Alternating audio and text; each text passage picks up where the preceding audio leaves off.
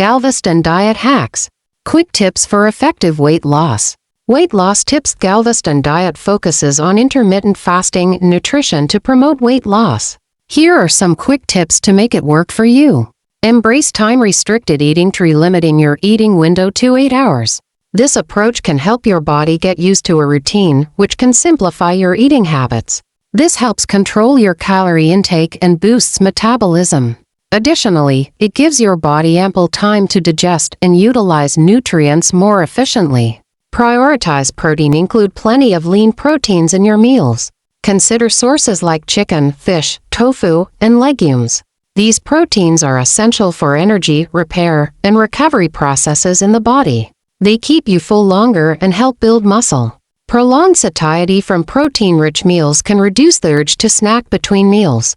Stay hydrated. Drink plenty of water throughout the day.